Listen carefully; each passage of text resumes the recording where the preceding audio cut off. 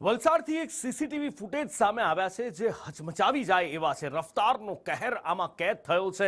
ઘોર બેદરકારી એવી જે કોઈનો પણ જીવ લઈ શકે। અબ્રામા રોડ પર એક આઈસર ચાલકે અકસ્માત સર્જ્યો। 3 વાહનોને એણે અડફેટે લીધા હતા। પોલીસે તપાસ શરૂ કરી છે। આ એ સીસીટીવી ફૂટેજ છે કે જેમાં એક આઈસર ચાલક આવે છે, રોડ પર કાર ઉભેલી છે। એ કાર કદાચ ત્યાં ડિવાઈડર કટથી ટર્ન લેવાનો પ્રયત્ન કરી રહ્યો હતો। કાર ચાલક અને પાછળથી એને ભટકાડે છે અને બીજી કારને જઈને એ કાર ભટકાય છે।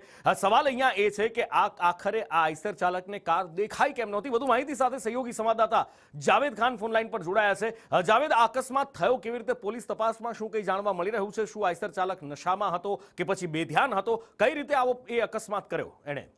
જી, જે પ્રકારે આઈસર ચાલકે 3 વાહનોને જે પ્રકારે અડફટે લીધા છે, ત્યારે આઈસર ચાલકનું એવું કહેવું છે કે કાર અચાનક બહાર નીકળી હતી, પરંતુ આજે બંને તરફનો જે 4 લેન છે એ 4 લેન થોડો સાંકડો હોવાથી જે નજીક ગાડીઓ આવે છે ત્યારે જ ગાડીઓ બહાર નીકળતી દેખાય છે, જેના કારણે આ રોડ પર વધારે ટ્રાફિક પણ હોય છે, એનું પણ એક કારણ છે। બીજી તરફ કાર ચાલકોને એવું કહેવું છે કે ટેમ્પો ચાલક જે છે પૂરપાટ ઝડપ હતો, એનાથી ગાડી કંટ્રોલ ન થઈ, જેના કારણે એને અર્જન્ટ બ્રેક પણ કરી, પરંતુ એનાથી ગાડી કંટ્રોલ ન થવાને કારણે એને આ કારને અડફટે લીધી અને સાથે અકસ્માત સર્જ્યો છે। પોલીસે હાલ જે છે આજુબાજુના લોકો, સીસીટીવી ફૂટેજ અને કાર ચાલકોના નિવેદનો લઈને આગળની તપાસ હાથ ધરી છે।